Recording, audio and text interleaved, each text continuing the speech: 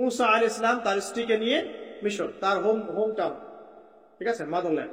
যাত্রা পথে তুয়া উপত্যকায় বিভিন্ন কিতাবে এসেছে তার স্ত্রীর প্রসব বেদনা শুরু হয়।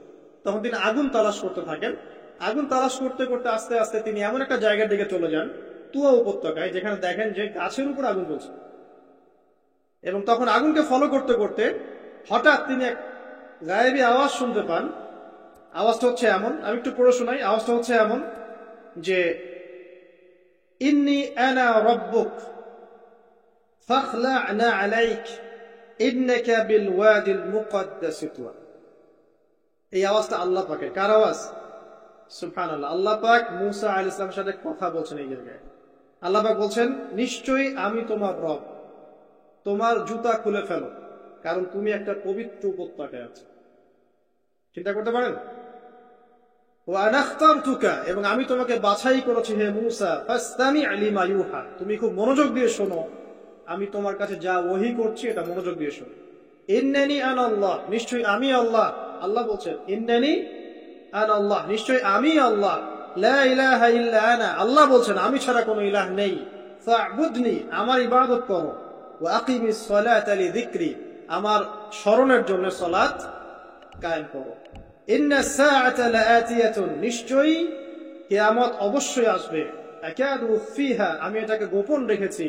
লিতুজজা কুল্লু নাফসিন বিমা তাসআ, যাতে করে প্রত্যেক নফসকে তার প্রতিদান দেয়া যায়। ফালা ইয়াসুদ্দান্নাকা আনহা মান লা ইউমিনু বিহা ওয়াত্তাবা'a হাওয়াহু ফাতারদা, যারা প্রবৃত্তির অনুসরণ করে তারা যেন তোমাকে এই বিষয়টার প্রতি ঈমান আনা থেকে দূরে রাখতে না পারে। এই পর্যন্ত বললেন। এরপর আল্লাহ বলছেন, ওয়া মা তিলকা বিয়ামিনিকা ইয়া মূসা, মূসা তোমার ডান হাতে এটা কি? মূসা আলাইহিস সালাম বলছেন যে, ক্বালা হিয়া আসায়া, এটা আমার লাঠি। তার সাথে কি ছিল? একটা লাঠি। আতাওয়াক্কাউ আলাইহা ওয়া আহুশু বিহা আলা গনামি ওয়া লিয়া ফিহা মাআরিব উখরা, এই লাঠি দিয়ে আমি গাছের ডাল ছাটি, গবাদি পশুদেরকে চড়াই, এছাড়া আমি আমার বিভিন্ন কাজে লাঠি ব্যবহার করি। আল্লাহ পাক বলছেন, ক্বালা আলকিহা ইয়া মূসা, মূসা এটা নিক্ষেপ করো দেখি, হাত থেকে ছুঁড়ে মারো। মূসা আলাইহিস সালাম ছুঁড়ে মারলেন, ফাআলকাহা, তিনি ছুঁড়ে মারলেন, ফাইযা হিয়া হাইয়াতুন তাসা, সাথে সাথে লাঠিটা ছোটাছুটি শুরু করলো সাপের মতো। অন্য সূরায় আছে এই দৃশ্য দেখার সাথে সাথে মূসা আলাইহিস সালাম উল্টা দিকে দৌড় দিয়েছিলেন। স্বাভাবিক, ভয় পাওয়া স্বাভাবিক। তো তখন আল্লাহ পাক বলেছিলেন যে তুমি ভয় পেও না, আমার কাছে নবীগণ ভয় পায় না। ঠিক আছে, অন্য সূরা এগুলো আছে, আমি শর্ট করে বলছি। এরপরে আল্লাহ পাক বললেন, ক্বালা খুযহা ওয়া লা তাখাফ, তুমি এটাকে ধরো, এটাকে ভয় পেও না। সানুঈদুহা সিরাতাহাল উলা, তুমি ধরা মাত্রই সেটা আবার লাঠিতে রূপান্তরিত হবে। আরেকটা কাজ করো, ওয়াদমুম ইয়াদাকা ইলা জানাহিক, তোমার হাতটাকে বগলের নিচে নিয়ে যাও। তাখরুজ বাইদা মিন গায়রি সু, এটাকে বের করো, তারপর দেখবে এটা স্বচ্ছ আলো প্রদান করবে। সুবহানাল্লাহ। বগলের মধ্যে হাত নিয়ে আসো, হাতটাকে বের করো, দেখবে হাত থেকে স্বচ্ছ আলো বের। এই দুইটা মুজিজা আল্লাহ পাক তাকে দিলেন। আয়াতুল উখরা, এটা আরেকটা নিদর্শন। তো এখানে কি হলো? মূসা আলাইহিস সালাম নবুয়ত পেলেন। Shortcut key? মূসা আলাইহিস সালাম কি পেলেন? নবুয়ত পেলেন। নবুয়ত পাওয়ার সাথে সাথে আল্লাহ পাক তাকে দুটো মুজিজা দিলেন। একটা হচ্ছে লাঠি, আর একটা কি? হাত বগল থেকে বের করলেই কি হবে? আলো বের হবে। এবার তার ডিউটি কি? আল্লাহ পাক ডিউটি দিচ্ছেন তাকে যে, ইযহাব ইলা ফিরআউনা ইন্নাহু তাগা, এবার তোমার কাজ হচ্ছে তুমি ফিরআউনের কাছে যাবে, কারণ ফিরআউন সীমা লঙ্ঘন করেছে।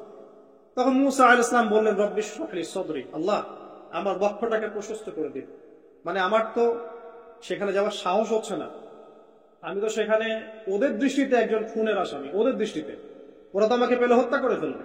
আল্লাহ বলছেন, কেল্লা, কখনো না, তারা তোমাকে হত্যা করতে পারবে না। তখন তিনি দোয়া করছেন, আল্লাহ আমার হৃদয়টাকে প্রশস্ত করে দিন, ওয়া ইয়াসসির লি আমরি, আমার কাজকে সহজ করে দিন, ওয়াহলুল উকদাতাম মিন লিসানি, আমার লিসান, আমার জিহ্বায় জড়তা আছে আল্লাহ, এটাকে দূর করে দিন, ইয়াফকাহু কওলি, যাতে মানুষ আমার কথা বুঝতে পারে। এই দোয়া করলেন, কবুল হয়ে গেল। এবং আরো দোয়া করলেন যে, ওয়াজআলি ওয়াজিরাম মিন আহলি, আমার পরিবারের মধ্য থেকে একজন ওয়াজির দেন। ওয়াজির মানে সহায়ক, যেটা হচ্ছেন হারুন আলাইহিস সালাম, যাতে করে আমরা কি করতে পারি? বেশি বেশি আপনার জিকির করতে পারি এবং আমাদের কাজ সহজ হয়। আল্লাহ রাব্বুল আলামিন তার ভাই হারুন আলাইহিস সালামকেও নবুয়ত দান করলেন। দুজন মিলে এখন আল্লাহ পাক বলেছেন, ইযহাবা ইলা ফিরআউন, তোমরা দুজন ফিরআউনের কাছে যাও, ইন্নাহু তাগা, সে সীমা লঙ্ঘন করেছে, তবে ফাকুলা লাহু কাওলান লাইয়িনা, তার সাথে নরম সুরে কথা বলো, লাআল্লাহু ইয়াতাযাক্কারু আও ইয়াখশা, হয়তোবা সে উপদেশ গ্রহণ করবে অথবা আল্লাহকে ভয় করতে পারে। তো ডিউটি দেয়া হলো যে তোমাদের কাজ এখন এটা, এবং তোমাদের ভয় পাওয়ার কোনো কারণ নাই, সে তোমাদের কোনো ক্ষতি করতে পারবে না। তার কাছে যাও, মুজিজা দেখাও, আল্লাহর দিকে দাওয়াত দাও, লা ইলাহা ইল্লাল্লাহ। যদি সে দাওয়াত কবুল করে আলহামদুলিল্লাহ, যদি না করে তাহলে আমি আল্লাহ তার জন্য যথেষ্ট। এবার শর্ট করে নিয়ে আসি, মুসা আলাইহিস সালাম সেখানে গেলেন, যার পরে ফিরআউনকে দাওয়াত দিলেন। তো ফিরআউন বলছে, ক্বালা ওয়া মা রাব্বুকুমা ইয়া মূসা, কোন রবের কথা বলছো? আমি তো মা আলিমতু মিন ইলাহিন গায়রি, আমি তো জানি না, আমি ছাড়া তোমাদের কোনো ইলাহ আছে আমি তো এটা জানি না। এটা কার কথা? ফিরআউন বলছে, মা আলিমতু মিন ইলাহিন গায়রি, আমি ছাড়া অন্য কোনো ইলাহ তোমাদের আছে? মা আলিমতু ইলাহুকুম গায়রি, আমি ছাড়া তোমাদের কোনো রব আছে এটা তো আমি জানি না। অন্য আয়াতে সে বলেছিল যে আনা রাব্বুকুমুল আ'লা, আমি তোমাদের মহান রব। ঠিক আছে?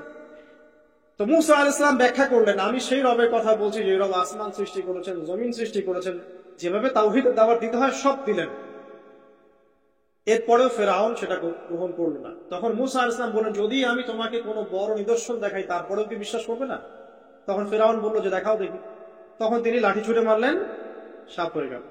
এই দৃশ্য থেকে ফিরআউনের পরিবারের সবাই ভয় পেয়েছিল, কিন্তু পলিটিক্যাল স্বার্থে ফিরআউন বলেছিল যে সে একজন বড় জাদুকর, জনগণকে তো বোঝাতে হবে কিছু, নিজে ভয় পেলেও জনগণকে তো কিছু বোঝাতে হবে। জনগণকে বলছে আসলে সে একজন বড় জাদুকর, সে চাচ্ছে তোমাদের ন্যাশনের মধ্যে ফাটল সৃষ্টি। তো এখন কি করা যাবে? পরামর্শ করা হলো, তার কাছের কিছু মানুষ থাকে না, তার মন্ত্রী পরিষদ যারা শয়তানিতে পিএইচডি করেছিল, তার ওকে পরামর্শ দিল যে একটা কাজ করা যাক, একটা বড় ময়দান যাওয়া যাক, সেখানে আমরা বড় বড় জাদুকরদেরকে ডাকবো, এখানে একটা জাদু ব্যাটল মোনাজারা হবে। জাদু সব বড় বড় জাদুকরকে ডাকা হলো মিশরের, এবং বলে রাখি যে জাদুবিদ্যা কিন্তু সত্য, সুলাইমান আলাইহিস সালামের সময় থেকে এটা চলে আসছে। হারুত এবং মারুত ফেরেশতাকে কিন্তু এর মধ্য দিয়ে পরীক্ষা করা হয়েছে মানব জাতিকে। যাই হোক, তো জাদু থেকে বাঁচার জন্য কোরআন এবং সুন্নাহর যে দোয়া কালামগুলো আছে এগুলো নিয়মিত পড়বেন ইনশাআল্লাহ। আল্লাহ পাক আমাদেরকে হেফাজত করুন, আমিন। তো আমি শর্ট করছি। তো এবার জাদুকররা একদিকে, মূসা আলাইহিস সালাম একদিকে। তো মূসা আলাইহিস সালামকে তারা বলছে তুমি আগে ছুঁড়ে মারবে না আমরা ছুঁড়ে মারবো। মূসা আলাইহিস সালাম বলছে বাল আলকু, তোমরা ছুঁড়ে মারো। তখন তারা যখন তাদের লাঠিগুলো ছুঁড়ে মারলো, এগুলো সাপ হয়ে গেল। এটা কি চোখের ভেলকিবাজি ছিল? এবং মূসা আলাইহিস সালাম লাঠি ছুঁড়ে মারার সাথে সাথেই তার লাঠিটা যে সাপে রূপান্তরিত হলো, এই সাপটা বাকি সব সাপকে খেয়ে ফেলল। এই দৃশ্য দেখার সাথে সাথেই ওই জাদুকর যারা ছিল, সবচেয়ে বড় বড় জাদুকর, একটা সমাজে সবচেয়ে বড় বড় জাদুকর, সাথে সাথে মুসলিম হয়ে বললো যে আমান্না বিরব্বি হারুন ওয়া মূসা, আমরা মূসা এবং হারুনের রবের প্রতি ঈমান নিয়ে আসলাম। তখন ফিরআউন বলল যে ও আচ্ছা, তাহলে ইন্নাহু কাবীরুকুম আল্লামাকুমুস সিহর, তাহলে মূসাই হচ্ছে তোমাদের লিডার, যে তোমাদেরকে জাদু শিখিয়েছে। তাহলে পলিটিক্যাল লোকজনের কথাগুলো এরকমই হয়, সত্য কখনো স্বীকার করতে হবে। তো তাহলে মূসাই মনে হয় তোমাদের চেয়ে বড় জাদুকর, তাহলে তোমাদের শাস্তি দিব এবার আমরা। কি শাস্তি? ওই যে শুলদণ্ড দিয়ে ডান দিকের হাত বাম দিকের পা কেটে ফেলবে। চিন্তা করতে পারেন, একদিকের হাত একদিকের পা কেটে শুলদণ্ড দিয়ে ঝুলিয়ে রাখলো। তখন এই জাদুকররা এমন একটা কথা বলেছে যেটা পড়লে আমরা চোখ দিয়ে পানি পড়ে যায়। এই জাদুকররা বলেছিল যে তোমার যা ইচ্ছা তুমি তা করো, ফাকদি মা আনতা কর, তোমার যা মনে চায় তাই কর। কথাটা শুনছেন? ফাকদি মা আনতা কর, তোমার যা মনে চায় তাই করো। কিন্তু আমরা ইন্না আমান্না বিরব্বি হারুন ওয়া মূসা, আমরা মূসা এবং হারুনের রবের প্রতি ঈমান এনেছি। আশা করা যায় যে আমরা এই ঈমান আনার ফলে সারা জীবন জাদুবিদ্যা চর্চা করে যে পাপ করেছি, আল্লাহ পাক সব পাপ মাফ করে দিবেন ইনশাআল্লাহ। দেখেন, একটা সেজদা না করেও তারা জান্নাতে চলে গেল। দেখলেন, তারা কিন্তু নামাজ পড়তে পারেনি, সুযোগ হয়নি, রোজা রাখতে পারেনি, যাকাত দিতে পারেনি, শুধু খালেস ঈমান যে না আল্লাহকে চিনেছি, আল্লাহ ছাড়া কোন ইলাহ নাই, আল্লাহ ছাড়া কাউকে পরোয়া করি না, আল্লাহই সবকিছু। তারপরে তাদেরকে ফাঁসি দেওয়া হলো, হাত পা কেটে ফেলা হলো, জান্নাত। এই ঘটনাটা পড়বে তহার মধ্যে আছে। যাই হোক, এখন এভাবে যখন মূসা আলাইহিস সালামকে পরাজিত করতে পারলো না, মূসা আলাইহিস সালাম তাদেরকে সময় দিলেন, তওবা করে ফিরে আসো, আল্লাহ পাক মাফ করে দিবেন।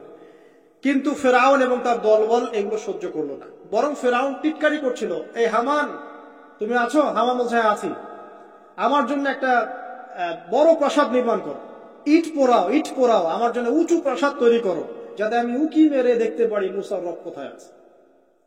কথা বুঝতে পারছেন?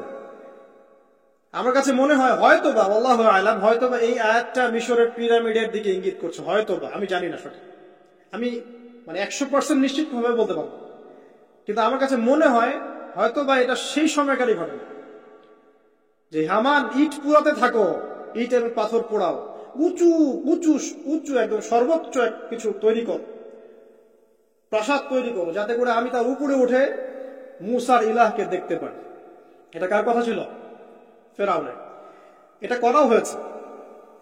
এরপরে 9টা আযাব আল্লাহ পাক দিয়েছেন। কয়টা? 9টা। একবার সতর্ক করা হয়, যদি না শুনে আল্লাহ পাক আযাব দিলেন রক্তের, সমস্ত পানি রক্ত হয়ে গেল। এবার ফেরাউন এবং তার লোকজন এসে বলে আমরা তওবা করব, মুসা তুমি দোয়া করো আল্লাহর কাছে, আল্লাহ যেন সরিয়ে দেয়।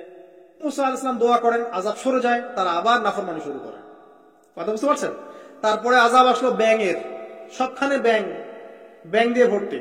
তারপরে আবার তওবা করার প্রত্যয় ব্যক্ত করলো, তওবা করলো না, আবার আযাব। এরপরে আযাব উকুনের, কিসের? উকুন। এভাবে একটা একটা করে আসতে থাকলো। এবার প্লেগ, তারপর ফড়িং।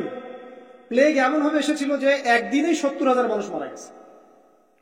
এভাবে 9টা আযাব আল্লাহ পাক দিলেন, কিন্তু ফেরাউন কিছুতেই ঈমান আনলো না।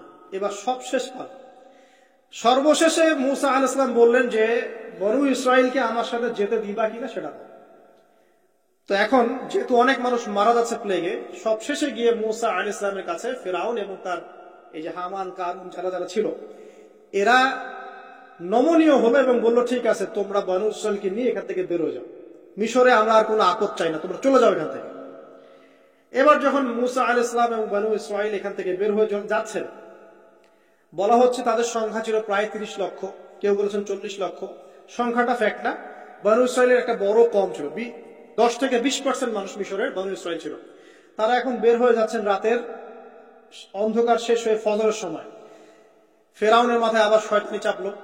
সে বলল না, এদেরকে যেতে দেওয়া যাবে না, যদি চলে যায় ওখানে গিয়ে যদি বিদ্রোহ করে আমাদের উপর হামলা করে, কি করণীয়? ফুল ফোর্স নিয়ে, তার যত সেনাবাহিনী ছিল সমস্ত সেনাবাহিনী নিয়ে ফেরাউন মুসা আলাইহিস সালাম এবং তার কওমকে ধাওয়া করা শুরু করলো পিছন থেকে। এবার মুসা আলাইহিস সালাম যাচ্ছেন, তার কওমকে সাথে নিয়ে সামনে পড়ে গেল লোহিত সাগর। কোন সাগর? লোহিত সাগর। আর পিছনে ফেরাউনের বাহিনী। এরকম একটা অবস্থায় মুসা আলাইহিস সালামের কওমের কিছু মানুষ বলেছিল, ইন্না লামুদরাকুন, হে মুসা আমরা তো ধরা পড়ে গেলাম, আমরা তখন যেতে পারবো না, সামনে সাগর, পিছনে ফেরাউন। এই সময় মুসা আলাইহিস সালাম একটা কথা বলেছিলেন, এই কথাটা যে বলতে পারবে বিপদের সময়, আল্লাহ পাক তার সাথে থাকবেন ইনশাআল্লাহ। মুসা আলাইহিস সালাম বলেছেন কাল্লা, ওইরকম একটা অবস্থা তিনি বলছেন কাল্লা, কখনো নয়, ইন্না রাব্বি মা'ইয়া সায়াহদিন, আমার রব আমার সাথে আছেন, তিনি আমাকে পথ দেখাবেন। কথা বুঝতে পারছেন? বাস আল্লাহ পাকের সাহায্য নেমে আসলো, তিনি বললেন লাঠি ছুঁড়ে মারো। লাঠি ছুঁড়ে মারার সাথে সাথেই একটা দুইটা না 12টা রাস্তা হয়ে গেল, পানি ভেদ করে, সাগর ভেদ করে। আর এই 12টা রাস্তা দিয়ে, এটা কোনো গাল গল্প নয়, 12টা রাস্তা দিয়ে বনু ইসরাইলের 12টা দল চলে গেল, পার হয়ে গেল। আর ফেরাউন এটা অবাক হয়ে দেখছে। এক পর্যায়ে সেও সিদ্ধান্ত নিল যে আমিও আমার ফোর্স নিয়ে ধাওয়া করব। এই যে সে নামলো লোহিত সাগরের, সাথে সাথে পানি আবার আগের জায়গায়। এক মুহূর্তের মধ্যে, মানে এক দিনে পুরো ফেরাউন এবং ফেরাউনের যত সেনাবাহিনী আছে একদিনের মধ্যেই শেষ, পৃথিবী থেকে চিরবিদায়।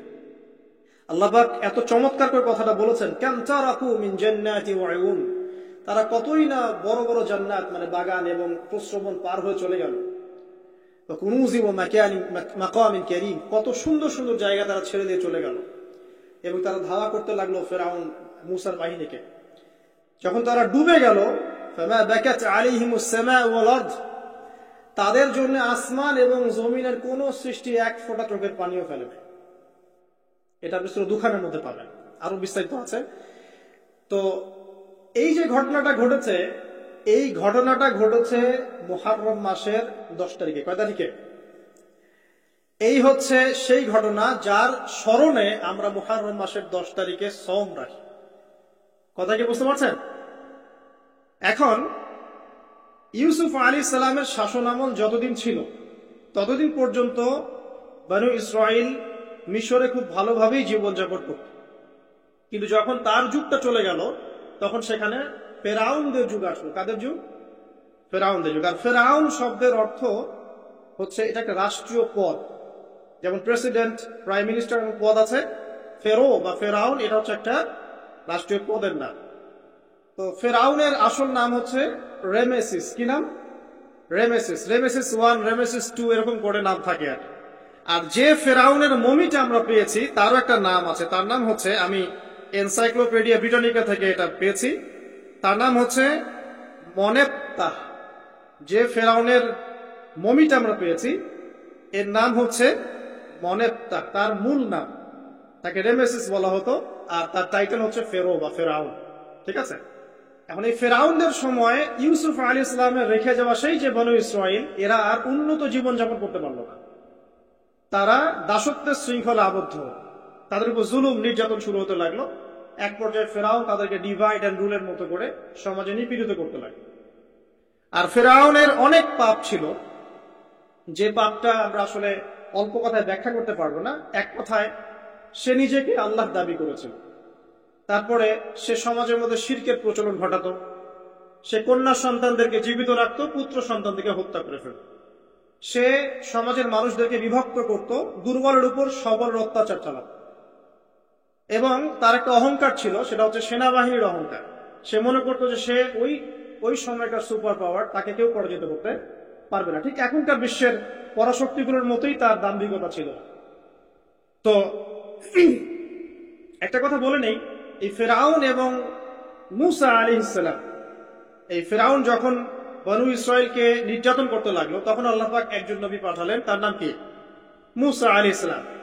আর মূসা আলাইহিস সালাম আর ফেরাউনকে নিয়ে কুরআনুল কারীমে প্রায় 44টা সূরার মধ্যে কথা আছে। আমি হিসাব করে দেখেছি এবং আমি টুকটাক ঘাটাঘাটি করে দেখেছি যে প্রায় 44টা সূরার মধ্যে 532টা আয়াত আছে মূসা এবং ফেরাউনকে নিয়ে। কথা বুঝতে পারছেন? 532টা। কোরআনের টোটাল আয়াত কত? একদম ভুল উত্তর, 6236। 6000 কত? 236। মতবিরোধ আছে, তবে 6236টা আয়াতের পক্ষে শক্ত দলিল আছে। তো এটাকে পার্সেন্টেজ দিয়ে পড়বেন, যারা ম্যাথমেটিক্স পারেন তারা তো খুব সহজেই পারবেন। তো পার্সেন্টেজ করলে দেখবেন যে 8.53% আয়াত মূসা এবং ফেরাউনকে নিয়ে। 100%-এর মধ্যে প্রায় 8.5 বা 9% আয়াত কাকে নিয়ে? মূসা এবং ফেরাউনকে। এমনি এমনি তো আল্লাহ পাক এই কাজটা করবেন না, নিঃসন্দেহ।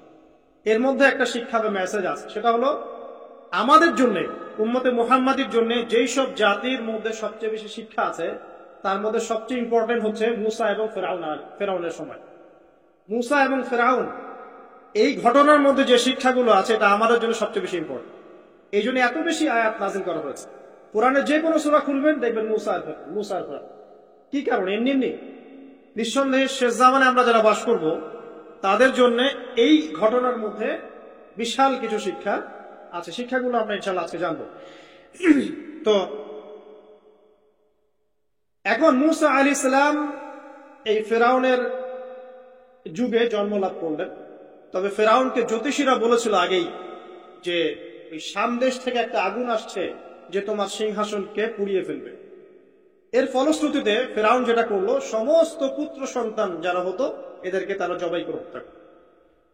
যখন জনগণ বলল যে কাজটা খুব খারাপ, প্রতিবাদ শুরু হলো, তখন 1 বছর গ্যাপ দেওয়া শুরু করলো।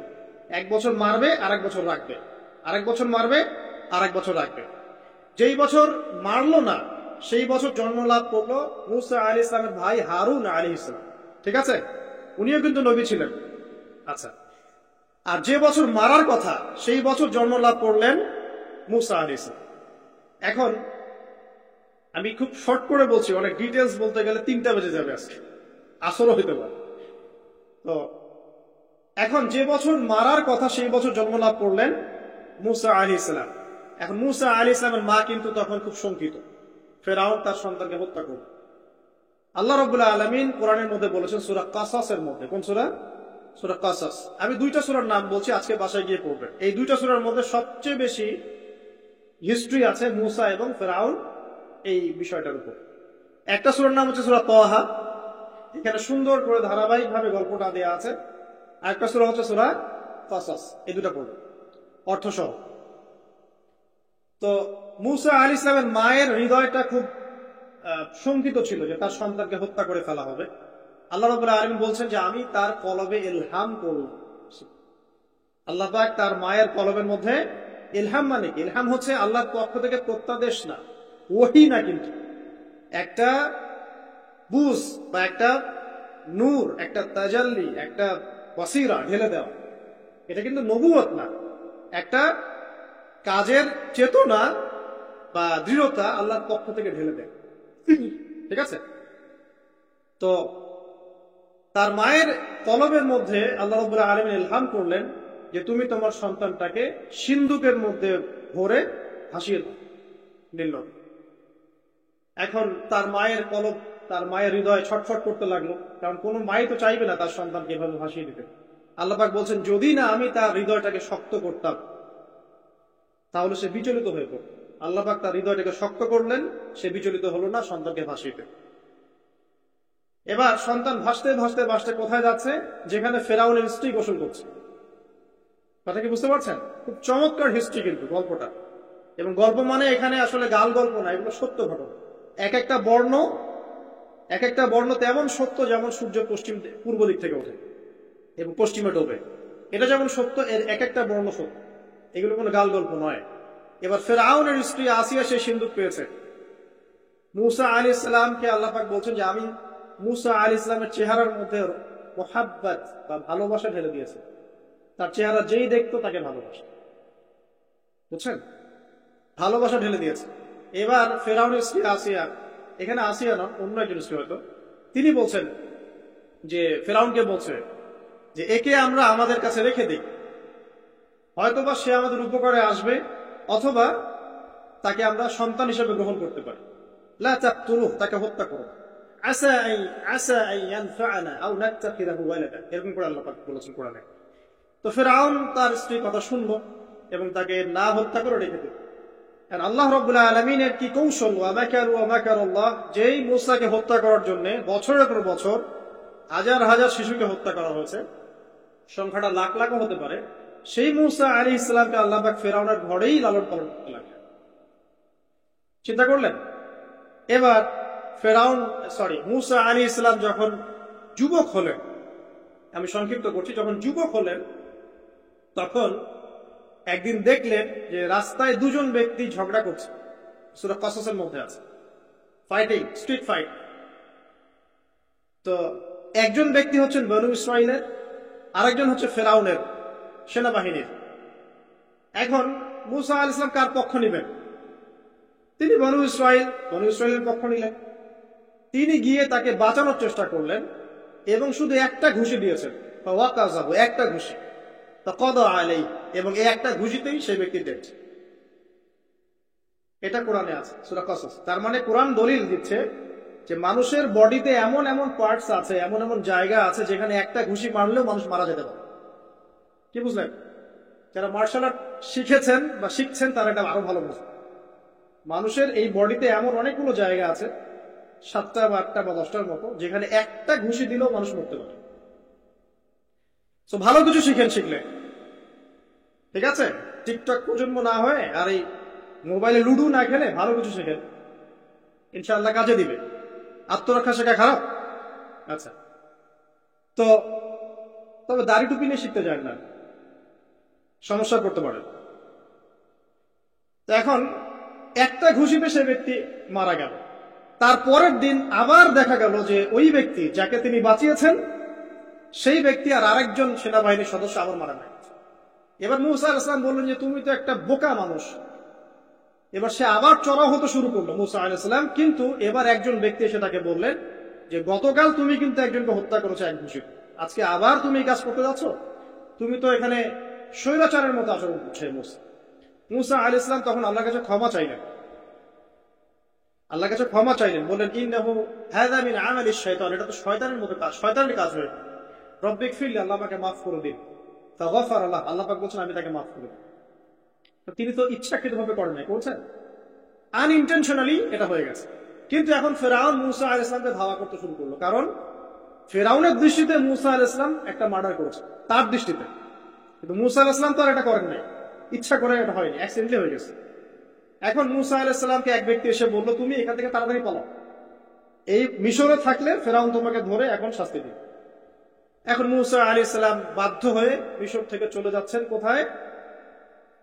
মাদিয়ান। কোন জায়গা? মাদিয়ান। এটাও আরবের মধ্যে একটা জায়গা, যেই জায়গার নবী হচ্ছেন শুআইব আলাইহিস সালাম। কি নাম? আচ্ছা, এবার শুআইব আলাইহিস সালামের সেই কওমে মুসা আলাইহিস সালাম গেলেন, না খাবার আছে, না পানি, না কাপড়, কিছুই নেই, একদম রিক্ত হস্ত। সেখানে গিয়ে তিনি দেখলেন যে এমনই একটা জলাশয়, হয়তোবা আল্লাহ ভালো জানেন, সেই জলাশয়ের কাছে কিছু মানুষ পানি পান করাচ্ছে গবাদি পশুদেরকে। আমি কি বুঝতে পারছি?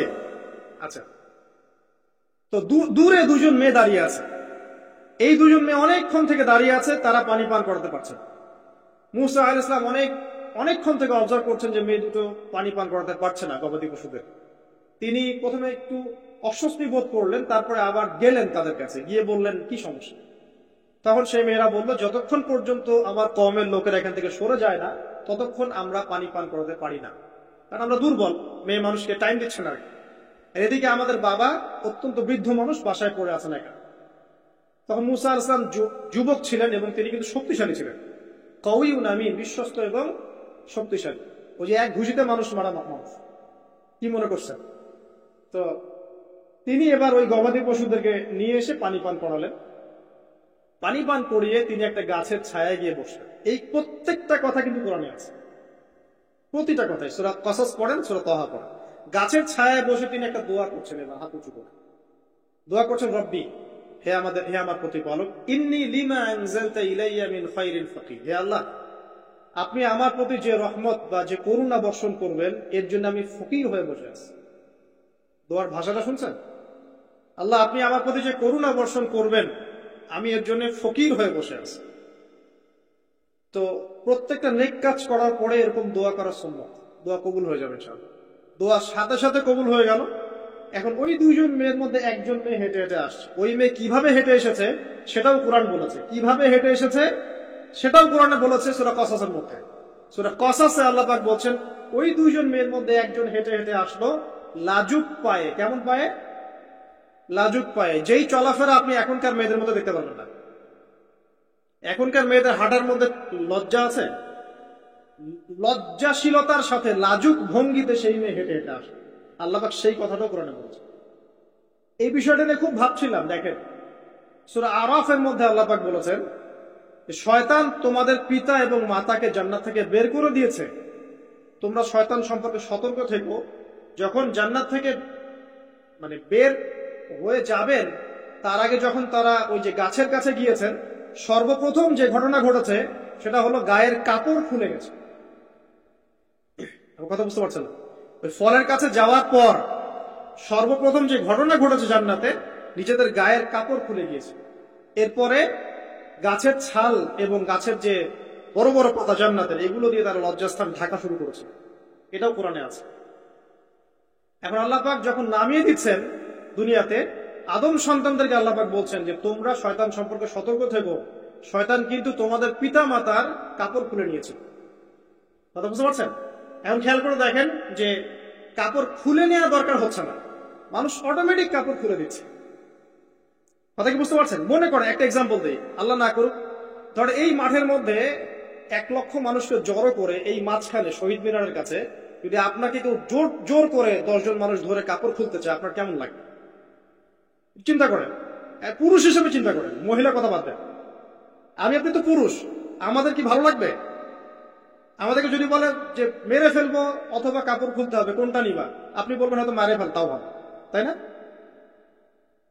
তাহলে ওই মানুষদের কথা চিন্তা করেন যারা ইচ্ছায় স্বেচ্ছায় লক্ষ লক্ষ মানুষের সামনে কাপড় খুলে ফেলছে। কেউ বাধ্য করছে না, কোনোভাবেই কেউ বাধ্য করছে না, নিজের ইচ্ছায় পুরুষ না নারী কাপড় খুলে ফেলছে। মিউজিক ইন্ডাস্ট্রি বলেন, ফিল্ম ইন্ডাস্ট্রি বলেন, এই যে এখনকার যে শোজ গুলা বলেন, হাওয়ায় তো মারতেছে দেশ এখন, তাই না? তো এই যে বিষয়গুলো দেখছেন, গেট আপ, ড্রেস কোড, মানুষ কি এটাকে জোর করে খুলে নিয়েছে গা থেকে? ইচ্ছা করে খুলে দিয়েছে। তাহলে এদের অবস্থান চিন্তা করেন যে এদেরকে কার সাথে তুলনা করবেন আপনি? যদি বলেন পশুর সাথে, আমি বলবো তুলনা ঠিক হয়নি, কারণ কোনো পশু নগ্ন চলে না। চলে?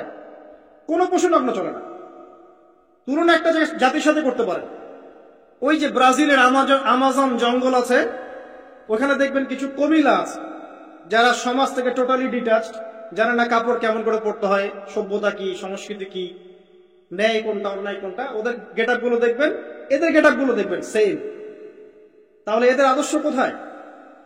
আল্লাহ পাক সূরা আরাফে বলছেন, শয়তান থেকে সতর্ক থেকো, তোমাদের পিতা মাতার কিন্তু তারা কাপড় খুলে ফেলেছিল শয়তান, তোমাদের কাপড় যেন শয়তান খুলতে না পারে, আল্লাহ পাক সতর্ক করেছে। আর এখন আপনি খেয়াল করে দেখবেন, জোর করে না, স্বেচ্ছায় মানুষ কাপড় খুলে ফেলছে, এবং তারা পুরুষ না, নারী। তো যে জায়গায় আসছিলাম, ওই মেয়ের হেঁটে আসাটা আল্লাহ রাব্বুল আলামিন ব্যাখ্যা করেছেন। সেই মেয়ে, দুইজন মেয়ের একজন মেয়ে হেঁটে হেঁটে আসছে মূসা আলাইহিস সালামের কাছে লাজুক ভঙ্গিতে, লজ্জায় মুখ নত করে, লজ্জাশীলতা এসে বলছেন, আমার বাবা আপনাকে ডাকছে। তার বাবাকে? শুআয়ব আলাইহিস সালাম, আমার বাবা আপনাকে ডাকছে। এবার তিনি গেলেন শুআয়ব আলাইহিস সালামের কাছে, গিয়ে তার কিসসা বা কাহিনীটা বললেন। শুআয়ব আলাইহিস সালামও কিন্তু একজন নবী এবং জবরদস্ত নবী। তো এখন মূসা আলাইহিস সালাম তার কাছে গিয়ে তার ঘটনাগুলো বললেন। শুআয়ব আলাইহিস সালাম তাকে বললেন, ঠিক আছে, আমার মেয়ের একটা দাবি, আমার মেয়ে বলেছে যে তুমি হচ্ছ বিশ্বস্ত এবং শক্তিশালী, তোমাকে যেন আমি আমার কাজে নিয়োগ করি। আসলে মেয়ে বাবাকে ইঙ্গিত একটা মনের ভাব ব্যক্ত করেছেন, তখন তার বাবা সেই ভাবটা বুঝতে পেরেছেন। তিনি বলেছেন, ঠিক আছে, আমি আমার এই মেয়ের সাথে তোমাকে বিয়ে দিব। শর্ত কি? শর্ত হচ্ছে তোমাকে 8 বছর আমার এখানে কাজ করতে হবে। 8 বছর? কত বছর? 8 বছর কাজ করার বিনিময়ে আমি তোমাকে আমার মেয়ের সাথে বিয়ে দিচ্ছি। আর যদি তুমি চাও তাহলে 10 বছর পূর্ণ করতে পারো। ঠিক আছে? তো মূসা আলাইহিস সালাম বলেন, ঠিক আছে, আমাদের মাঝে আল্লাহ পাক সাক্ষী হিসেবে যথেষ্ট। এবার সেখানে মূসা আলাইহিস সালাম তার সংসার শুরু করলেন। 10 বছর অতিবাহিত হলো। তারপরে এখন মিশরে ফিরে যাওয়ার পালা। মূসা আলাইহিস সালাম তার স্ত্রীকে নিয়ে কোথায় যাচ্ছেন এখন? মিশর, তার হোম টাউন। ঠিক আছে, মাদারল্যান্ড। কিন্তু যাত্রা পথে তুয়া উপত্যকায় বিভিন্ন কিতাবে এসেছে তার স্ত্রীর প্রসব বেদনা শুরু হয়। তখন তিনি আগুন তালাশ করতে থাকেন। আগুন তালাশ করতে করতে আস্তে আস্তে তিনি এমন একটা জায়গার দিকে চলে যান, তুয়া উপত্যকায়, যেখানে দেখেন যে গাছের উপর আগুন জ্বলছে। এবং তখন আগুনকে ফলো করতে করতে হঠাৎ তিনি এক গায়েবী আওয়াজ শুনতে পান। আওয়াজটা হচ্ছে এমন, আমি একটু পড়ে শোনাই। আওয়াজটা হচ্ছে এমন যে, ইন্নী আনা রাব্বুক ফাখলা'না আলাইক ইন্নাকা বিল ওয়াদিল মুকদ্দাস তুয়া। এই আওয়াজটা আল্লাহ পাকের। কার আওয়াজ? সুবহানাল্লাহ। আল্লাহ পাক মূসা আলাইহিস সালামের সাথে কথা বলছেন এই জায়গায়। আল্লাহ পাক বলছেন, নিশ্চয়ই আমি তোমার রব, তোমার জুতা খুলে ফেলো, কারণ তুমি একটা পবিত্র উপত্যকায় আছো। চিন্তা করতে পারেন? ওয়া আনা ইখতারতুকা, এবং আমি তোমাকে বাছাই করেছি হে মূসা, ফাসতামি' লিমা ইউহা, তুমি খুব মনোযোগ দিয়ে শোনো, আমি তোমার কাছে যা ওহী করছি এটা মনোযোগ দিয়ে শোনো। ইন্নানি আনা আল্লাহ, নিশ্চয়ই আমি আল্লাহ। আল্লাহ বলছেন, ইন্নানি আনা আল্লাহ, নিশ্চয়ই আমি আল্লাহ। লা ইলাহা ইল্লা আনা, আল্লাহ বলছেন আমি ছাড়া কোনো ইলাহ নেই। ফা'বুদনি, আমার ইবাদত করো। ওয়া আকিমিস সালাতা লিযিকরি, আমার স্মরণের জন্য সালাত কায়েম করো। ইন্নাস সাআতা লাআতিয়াতুন, নিশ্চয়ই কিয়ামত অবশ্যই আসবে। আকাদু উখফিহা, আমি এটাকে গোপন রেখেছি। লিতুজজা কুল্লু নাফসিন বিমা তাসআ, যাতে করে প্রত্যেক নফসকে তার প্রতিদান দেয়া যায়। ফালা ইয়াসুদ্দান্নাকা আনহা মান লা ইউমিনু বিহা ওয়াত্তাবা'a হাওয়াহু ফাতারদা, যারা প্রবৃত্তির অনুসরণ করে তারা যেন তোমাকে এই বিষয়টার প্রতি ঈমান আনা থেকে দূরে রাখতে না পারে। এই পর্যন্ত বললেন।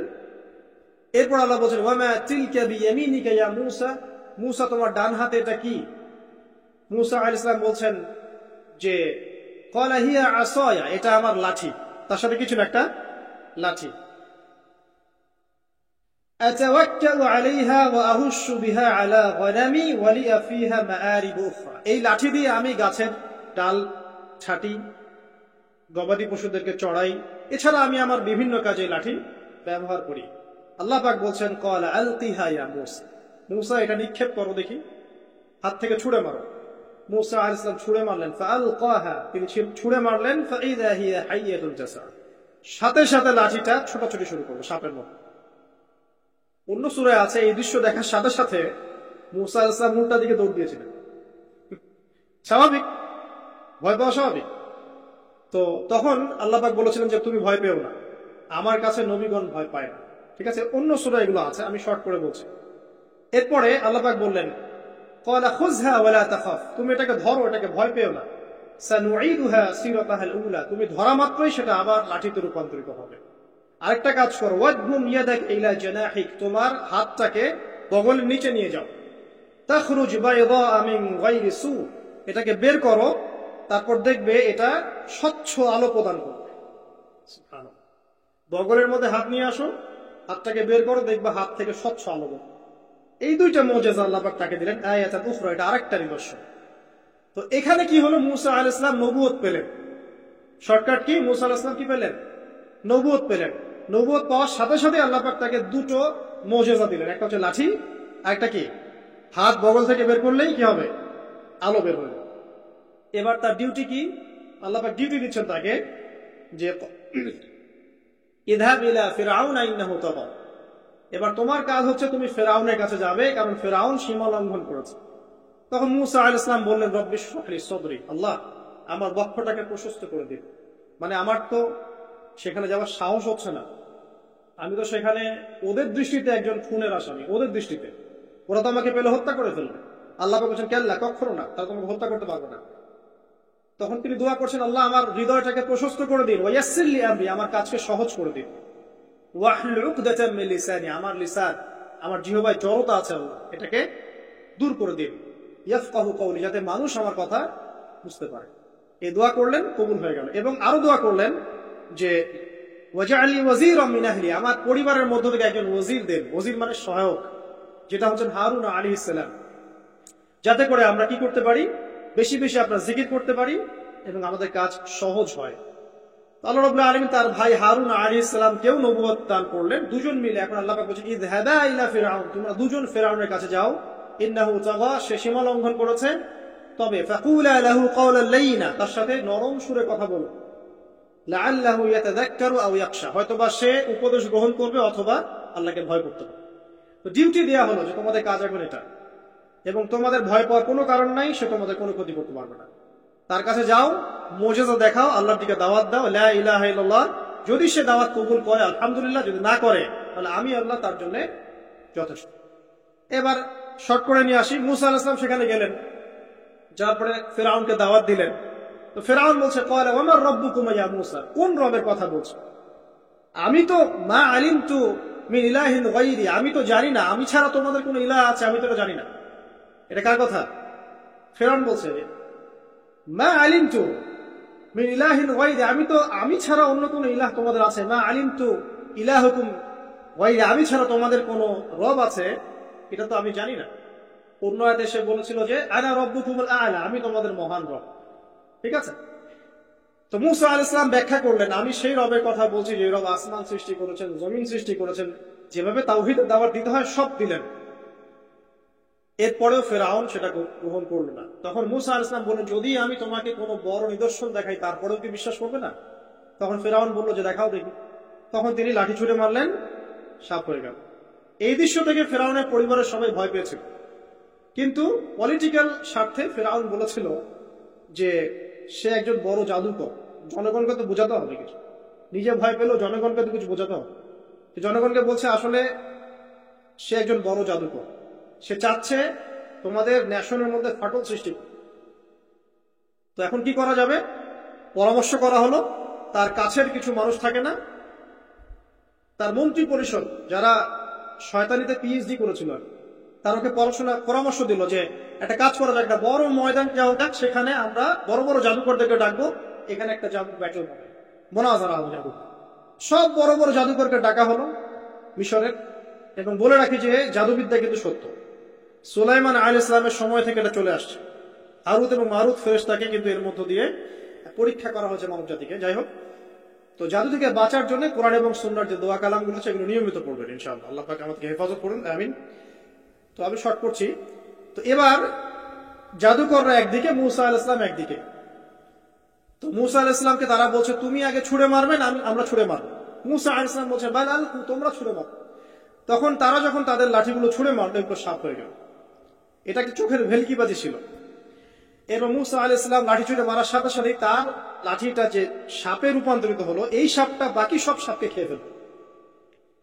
এই দৃশ্য দেখার সাথে সাথেই ওই জাদুকর যারা ছিল, সবচেয়ে বড় বড় জাদুকর, একটা সমাজে সবচেয়ে বড় বড় জাদুকর, সাথে সাথে মুসলিম হয়ে গেল। বললো যে আমান্না বিরব্বি হারুন ওয়া মূসা, আমরা মূসা এবং হারুনের রবের প্রতি ঈমান নিয়ে আসলাম। তখন ফিরআউন বলল যে ও আচ্ছা, তাহলে ইন্নাহু কাবীরুকুম আল্লামাকুমুস সিহর, তাহলে মূসাই হচ্ছে তোমাদের লিডার, যে তোমাদেরকে জাদু শিখিয়েছে। তাহলে পলিটিক্যাল লোকজনের কথাগুলো এরকমই হয়, সত্য কখনো স্বীকার করতে চায় না। তো তাহলে মূসাই মনে হয় তোমাদের চেয়ে বড় জাদুকর, তাহলে তোমাদের শাস্তি দিব এবার আমরা। কি শাস্তি?